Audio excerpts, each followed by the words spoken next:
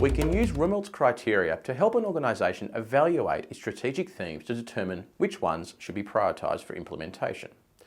Rumelt's 4 evaluation criteria are external consistency, internal consistency, feasibility, and competitive advantage. Consistency is the focus of this clip, so let's consider the first 2 criterion, starting with external consistency. Imagine you are a low-tech smartphone manufacturer. You offer a different product from Apple and Samsung because your phones have less features, your hardware is more robust, your software simpler, battery life longer, and your phone is less expensive than your rivals. You are looking to enter markets in Africa, where the environment phones operate in is harsh and the purchasing power of customers is low. You have specifically designed new phone models to survive high dust and humidity areas, common in African countries. They have taken nearly 2.5 years to develop. Before implementing this significant move into a new market, what external factors would you like to be confident are still supporting your strategic theme? A review of PESTLE would be a good start. Is economic growth in African countries still providing enough income to enable people to purchase low-cost smartphones? Do government policies still support foreign companies entering these markets? What are the social attitudes to phone technology? You may find that in the time it has taken to develop your phone, your competitors have already entered the market, and African customers now want only high-end smartphones. Along with PESTLE, you should review your 5 forces analysis of the new market. You would want to assess the level of industry rivalry and where your competitors are positioned compared to you. Are the industry's key success factors in Africa different from other geographic areas you operate in? And does your strategic theme help or hinder you in delivering against these success factors?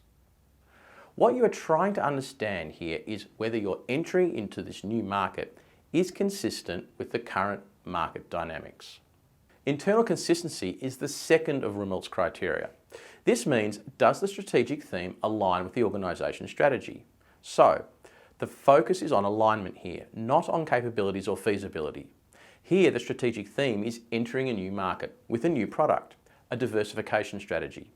Is this theme consistent with the organisation's corporate strategy? If the current corporate strategy is to expand our products and brand into new markets to drive revenue growth, then it is consistent with the theme. But if the strategy is to consolidate operations and deliver high product margins, then that would not be consistent with the high capital investment required to develop a new product and enter a new market. You also want to evaluate whether the theme is consistent with stakeholder expectations. Your stakeholders, who are players or context setters in your power interest map, have an ability to influence the company's strategy and so must be considered. As you are entering a new market, you will have considered the mode of entry. Does this mode change the way you operate in the industry value chain? For instance, the African distribution channels for your product may not be very good, so you might need to establish your own outlets. This is not something you do in your existing markets. You have now forward integrated down the value chain and need to consider whether you have the resources, the capabilities and capital to set up your own distribution network. This leads to understanding whether the risks of success for this strategic theme are of a similar nature and rating as other key organisational risks. The fact is, in many companies, strategic proposals are rejected by boards because the risk of that strategy failing is too high or not in line with the board's appetite for risk. Let's recap. We have discussed the first 2 of Rumelt's evaluation criteria, external consistency and internal consistency. The key questions you are trying to answer are, is the proposed strategy consistent with industry and markets the organisation operates in?